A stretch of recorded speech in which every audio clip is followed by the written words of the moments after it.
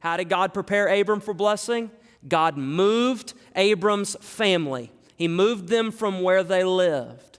Not only did God move Abram's family from where they lived, God also brought Abram out from a pagan people.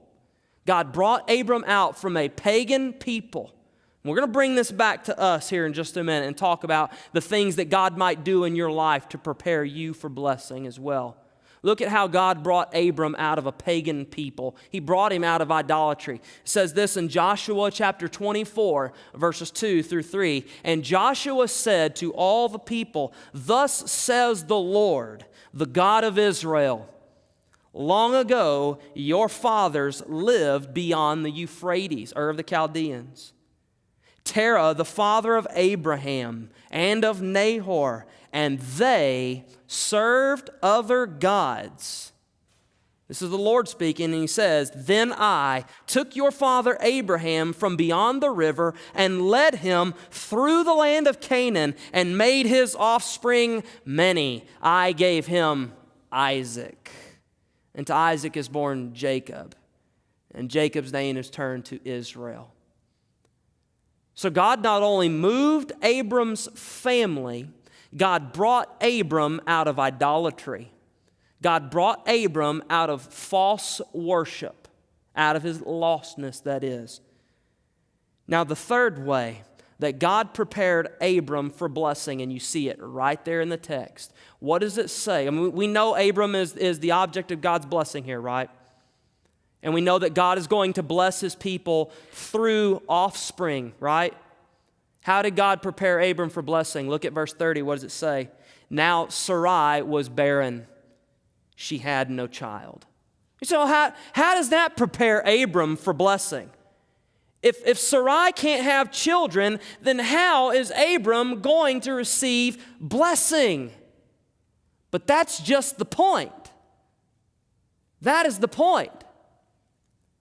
Abram doesn't receive blessing because he has a child. Abram receives blessing because God makes his barren wife have a child. Abraham receives blessing because God put him in an impossible situation. And Abram believed God, and that was accounted to him as righteousness. So how did God prepare Abram to receive blessing in Genesis 12? 3 things that he did. He moved his family. He called him out of idolatry, out of false worship, and he put him in an impossible situation. You could even add a 4th one there.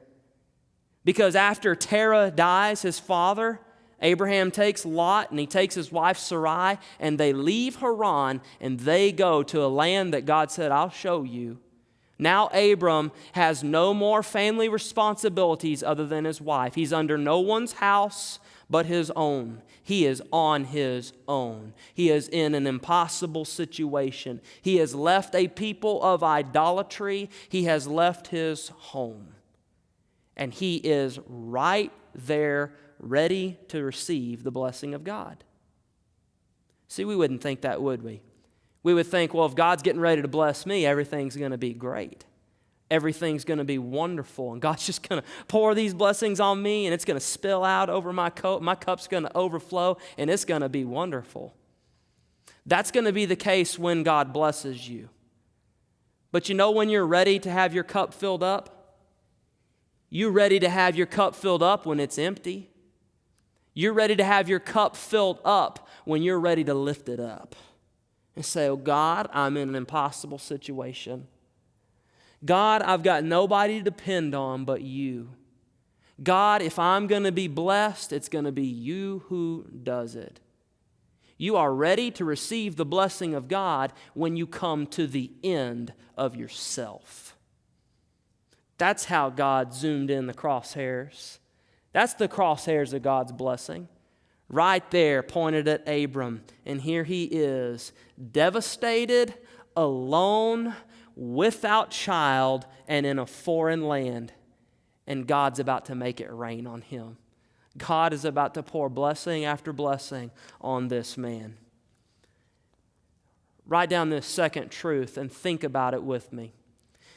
That God may have to change you and many things about your life before He blesses you.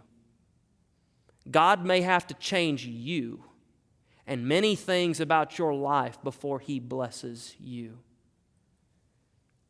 The Bible tells us very clearly that God wounds, but the God who wounds is also faithful to heal us. And that God may very well have wounded you for the purpose of blessing you beyond anything you could have ever imagined. God could have very well poked a hole in the bottom of your cup so that it runs out and you got nothing left, so that He can prove to you that He is the one who will fill that cup anyway.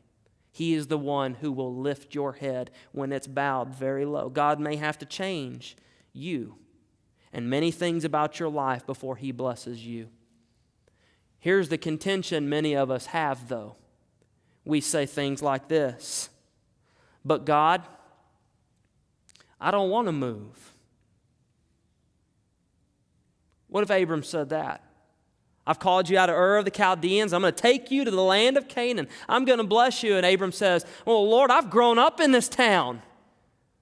I don't want to leave home. I know all these people.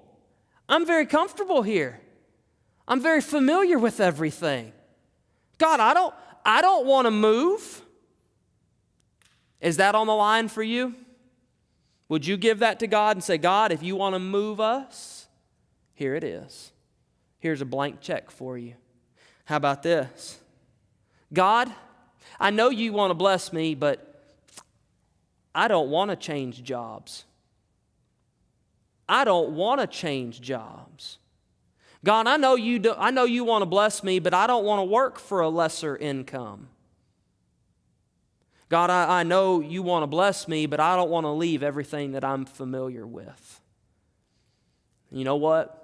God may have to change you and many things about your life before He ever blesses you.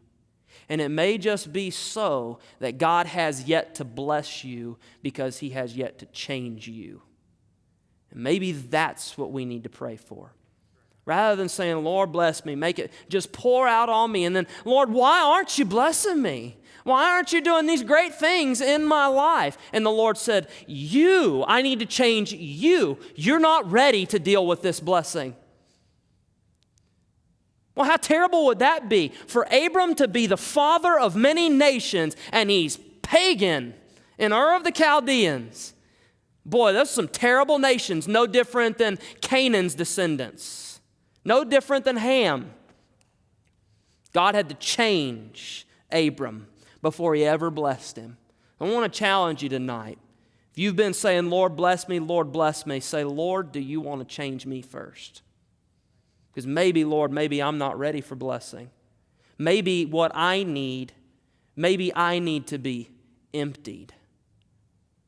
Maybe I need to go through what Abram went through. Oh, Lord, may it never be. Oh, Lord, if you need to, Lord, wound me. Wound me so you can heal me. Lord, empty my cup so that you can fill me.